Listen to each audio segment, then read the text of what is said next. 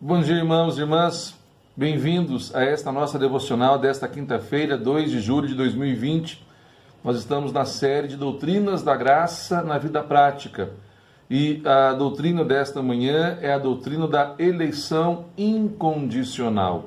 A eleição incondicional merece tanto respeito e tanto cuidado no tratamento da mesma, que mesmo um teólogo como Calvino não tratou esta doutrina, senão depois de muita consideração no estudo bíblico, já na terceira sessão da sua Opus Magna das Institutas, exatamente para que ninguém fosse tomado de surpresa e ficasse de tal maneira perplexo diante desta verdade, que viesse a esmorecer na própria fé ou viesse a abandonar os caminhos do Senhor. Tamanho golpe no orgulho humano que enseja o conhecimento dessa doutrina.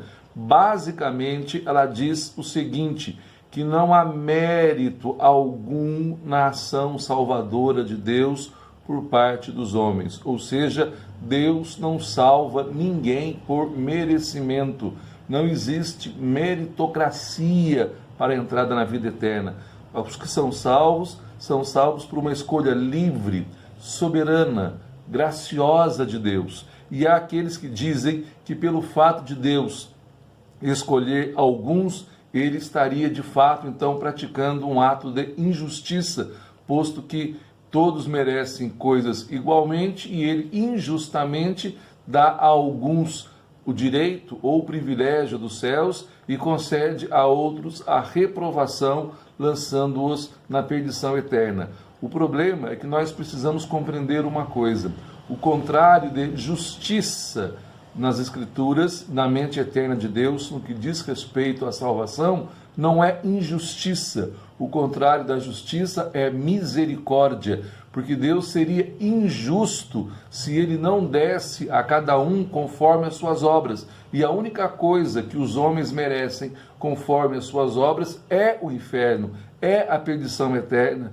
é de fato serem reprovados no fogo eterno do inferno, para bem longe da presença amorosa de Deus, sob a sua fúria pela eternidade afora. Mas quando Deus fixa o seu amor na eternidade pretérita e escolhe alguns no seu Filho para que com ele participem da vida eterna e entrem nos céus e gozem e usufrutem da bem-aventurança, da beatitude, de estar junto com o Senhor, de felicidade em felicidade, de glória em glória. Ora, ele não está cometendo um ato de injustiça, ele está cometendo um ato de misericórdia, porque ele não está exatamente dando a paga das obras, mas ele está fazendo uma exceção amorosa ao seu amor. E quanto aos outros? Quanto aos outros, Deus está sendo justo, justíssimo, concedendo a eles exatamente o que eles merecem. Bom, posto isso, então deve ficar claro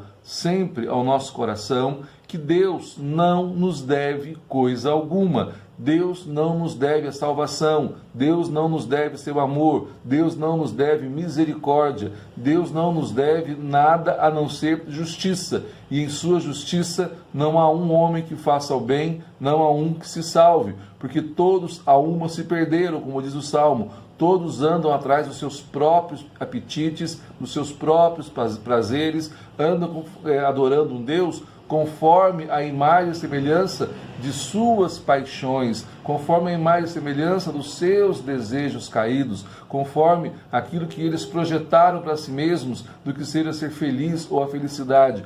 E nessa equação excluíram Deus, a sua vontade, a sua lei, a sua graça, enfim. Aí sim, os homens cometem um ato de injustiça quando não dão a Deus o que de direito, o reconhecimento, a adoração, a gratidão, o seu amor. Portanto, a eleição incondicional diz respeito ao fato de que Deus, não nos devendo nada, nem tendo a necessidade de salvar quem quer que seja, ainda assim, antes que o mundo fosse, da eternidade pretérita, no conceito da Trindade, no seio da Trindade bendita, ele elegeu alguns no seu bendito Filho para que pertencessem a Ele e com Ele estivessem pela eternidade afora. A estes damos o nome de eleitos. Não são eleitos porque possuem méritos, não são eleitos porque as suas obras os deputam ou candidatam a isso, não são eleitos porque se distinguem dos outros homens em virtude ou em qualquer outra coisa, mas são eleitos por um ato livre, gracioso, soberano de um Deus que não é contingenciado nem conduzido por coisa alguma, a não ser por sua vontade sempre santa, sempre agradável, sempre perfeita, sempre justa. Mas essa doutrina, ela tem benefícios para o crente. Conhecê-la, acreditar nela, tê-la em nossa consideração, faz bem às nossas almas. Primeiro, porque traz grande humildade ao crente. Saber que não há coisa alguma em nós que justifique tal amor. Saber que não há nada em nós que justifique tão grande salvação. Saber que Deus olhou para nós e nada encontrou que pudesse justificar que dos céus Ele enviasse o seu Filho amado para sofrer as agruras da cruz em nosso favor e em nosso lugar, traz grande humildade, porque de fato não há coisa alguma em nós que mereça tão grande amor. Não há coisa alguma em nós que mereça tão grande consideração. E ao mesmo tempo, devemos pensar sempre que esta eleição livrou-nos do inferno, livrou-nos da pena, livrou-nos de um destino terrível, de um destino de dores pela eternidade, e isso foi feito exatamente com base num amor divino e não em nossos méritos. Portanto, deve encher-nos de santa humildade. Ao mesmo tempo, a consideração dessa doutrina deve incentivar-nos ao amor a Deus, a pegarmos cada vez mais a Ele, demonstrar todo o nosso afeto, a nossa gratidão, a nossa afeição, a nossa satisfação por Ele.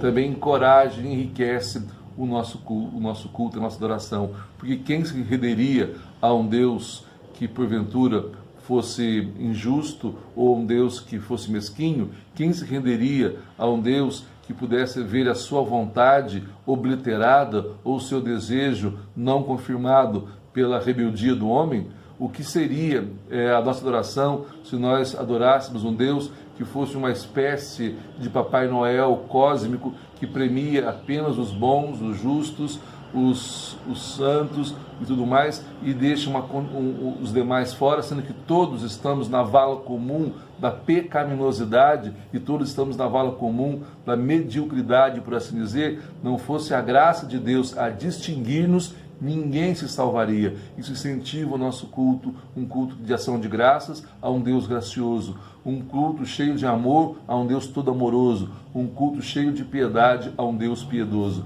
E por último, também encoraja a nossa evangelização, porque se não é mérito e é graça, se não é uma resposta pura e simplesmente do homem a um desejo inato de ser salvo, se não é alguma coisa que o homem faz de si mesmo para constranger Deus e levá-lo a não ter outra alternativa a salvar, então nós podemos pregar o Evangelho tranquilamente, porque se existem os eleitos incondicionalmente, por pior que seja o homem, por mais pecador que seja um homem, por mais depravado que seja um homem, por mais inimigo de Deus e refratário à sua graça que seja um homem, antes do anúncio do Evangelho, quando este ouve pela fé o Evangelho e recebe da parte de Deus o perdão de seus pecados e o Espírito Santo aplica a obra redentora de Cristo em suas almas, este não tem mais o que fazer a não ser render-se, porque a sua eleição garante que todos os meios conducentes